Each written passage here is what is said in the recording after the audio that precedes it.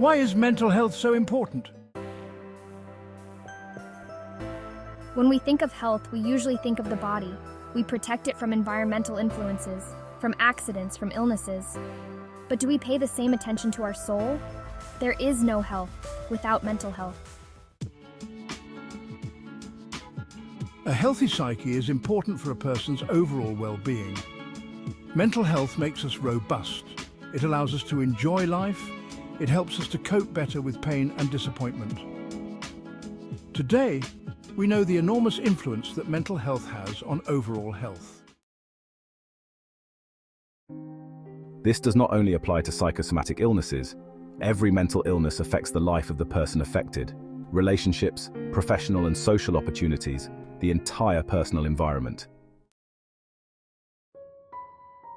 Mental crises and illnesses can affect anyone, and the number of people suffering from mental health problems is on the rise. Despite this, many people still find it difficult to talk about it and ask for help. Don't look away in a crisis and offer your help to others. Anyone can provide first aid for the soul. This video aims to support you in this. If you have mental health problems yourself, don't keep your worries to yourself. Sometimes it is possible to get out of a crisis on your own. In many cases, it is better to seek support. Talking to a friend is often the first step. First aid for the soul? How is that supposed to work? The open bleeding wound of an injured person is recognizable to others at first glance. People know that the blood needs to be stopped and rescue called.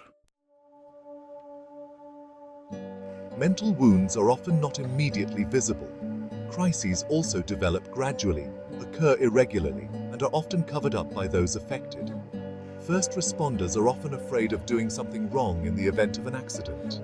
Being confronted with psychological crises can also be unsettling, frightening, and push you to your limits. But first aid for the soul can be learned. You can learn to recognize crises in other people, react appropriately, and protect your own resources. As at the scene of an accident, the first aider takes over care until the emergency services arrive.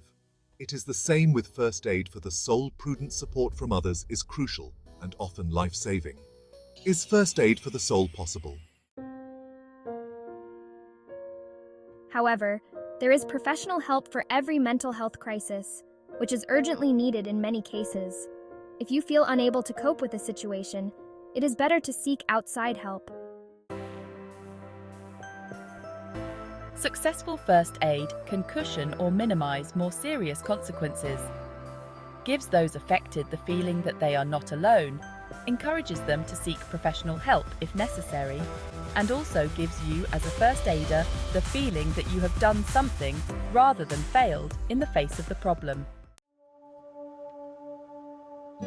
First aid for the soul can prevent many a secondary illness following a crisis. Post-traumatic stress disorders after crises can be minimized if people find support in their environment. Depression or dangerous situations such as acts of violence or suicide can also be prevented through timely action. Don't look away when someone is unwell. Approach them and ask how they are doing. Listen and be patient. People in emotional crisis need space to talk. If someone can talk about their problems, this can already be very relieving and helpful. A sympathetic ear can make a big difference. However, you should not go beyond your own limits. If you don't trust yourself to help, feel anxious and uncomfortable, or feel overwhelmed, get support from another person or professional help. As a helper, how can I help myself? Anyone who has ever flown knows the flight attendant's important emergency instructions for passengers with children. If there is negative pressure in the cabin, adults should first put the oxygen mask on themselves and then on their child. This is irritating at first, but vitally important. How are you supposed to help someone else while you are struggling with your own strength? This principle also and especially applies to first aid for the soul. Only those who take care of their own resources will be able to support others. Only those who are there for themselves can also be there for others without overextending themselves. Taking care of yourself first. This is not selfish, but important. It is precisely this self-care that makes you strong and prepares you for a crisis. Resilience and self-care, what are they? Resilience comes from resilire, the Latin word for to bounce back, and stands for psychological resistance that helps to overcome crises. In very stressful situations or crises that would make some people despair or break, resilient people do not give up, but keep going. On the one hand, you develop resilience through your childhood history and external factors, but you can also actively strengthen it. If you do something good for your body and psyche, you arm yourself also suitable for crisis situations. Self-care means taking good care of yourself and recognizing your own needs.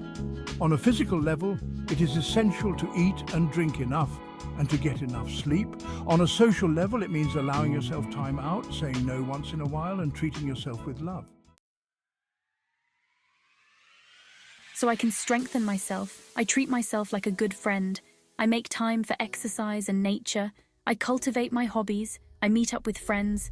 I also say no once. I take care of my health. I take time out in my everyday life.